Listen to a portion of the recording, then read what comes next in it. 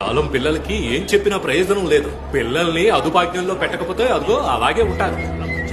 కొట్టినా కూడా సిగ్గు లేకుండా అలా కూర్చొని చూస్తున్నాడు చూడు. ఇలాంటి వాడి వల్ల కుటుంబానికి ఎటువంటి ప్రయోజనం ఉండదు. నీకేం కావాలి? ఇదిగో తిను, లెగ్ పీస్ తిను, బాగుంటుంది.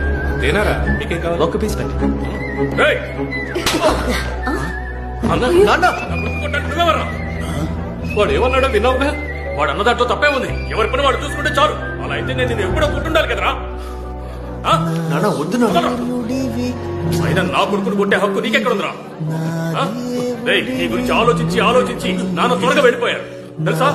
ఆ తర్వాత నాన్న పెట్టుకున్న షాప్ నేనే నీకు ఇచ్చాను. దాంతోనే నువ్వు బతుకుతున్నావు. అలాంటి నువ్వు నా కొడుకుని తక్కువ చేసి మాట్లాడతావా? రే ఏంట్రా, చుట్టాలందరూ ఉండగా ఎందుకురా గొడవ? అలాగా చెప్పాలనుకున్న దాన్ని అప్పుడే చెప్పేయాలి. చుట్టూ ఎంతమంది ఉన్నా సరే చెప్పేయాలి. అదే కదా ఇంతకు ముందు మీరు నాతో చెప్పారు. అందుకే ఇది ఇప్పుడు చెప్తేనే కరెక్ట్ గా ఉంటుంది. నలుగురు ముందు చెప్తేనే వీడికి బుద్ధి వస్తుంది.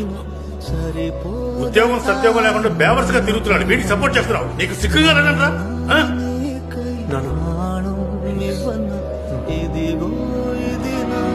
ఇప్పుడు నీ వయసు ఎంత? నీ వయసు ఎంతో చెప్పరా? 26. వీడి వయసులో మీరేం చేస్తుండేవారు? ఏమీ చేసేవారు కాదు. సిగ్గు గురించి మాట్లాడారు కదా. కోడికోడ్లో పక్కింట్లో ఒక అమ్మాయితో మిమ్మల్ని చూసి కట్టి పడేసినప్పుడు ఆ రోజు మన నాన్న పడిన బాధలో వెయ్యో వద్దు కూడా